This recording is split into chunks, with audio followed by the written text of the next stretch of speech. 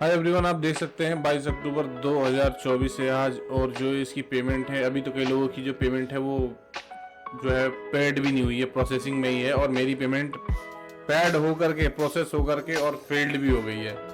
Failed कैसे हो गई, क्या रीज़न रहा, मैंने पेपैल अकाउंट भी लगाया है, मैं दिखाता हूँ आपको।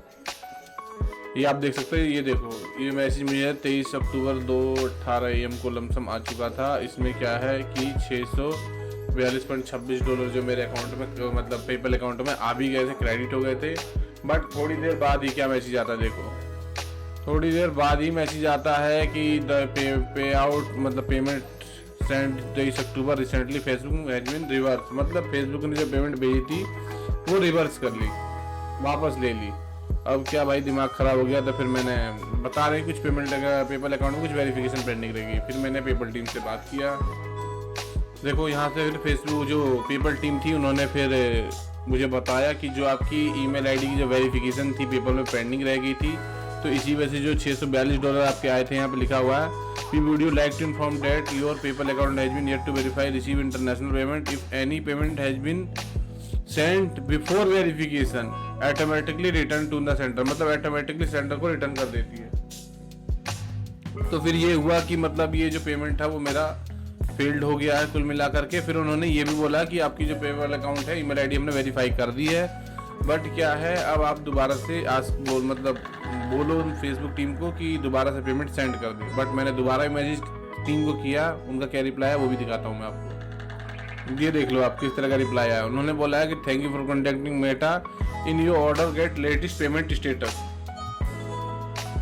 Please contact your bank directly. मतलब डायरेक्ट बैंक से डायरेक्ट करो, ठीक है। Keep it mind unless the payment has been rejected provider and return back to Meta or unable to reissue payment after is not send. मतलब हम दोबारा से आपको पेमेंट नहीं भेजेंगे अगर आपकी जो पेमेंट है आपकी एक बार मतलब ये सेंटर बैंक वगैरह किसी ने भी वापस कर दी तो, क्योंकि इंटरनेशनल पेमेंट को बैक होने में कम से कम 1 महीने का टाइम लग जाता है इस चक्कर में।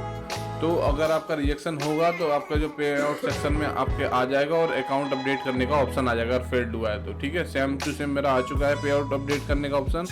अब यहाँ पे देखिए, once this payment is in return back we will unable to move forward with issue fund method pay out your choice upon the next pay out date. मतलब हाँ, जो है आपका नेक्स्ट पे आउट डेट पे ही वो payment जुड़ करके आएगा, उससे पहले आपका पेमेंट नहीं आएगा। इससे पहले बस ये है कि आप पे आउट वेरीफाई कर लो। तो मैं आपको ये कहना चाहूँगा कि अगर आपने पेपैल अकाउंट वगैरह लगाया हुआ है तो आप एक काम कर सकते हैं।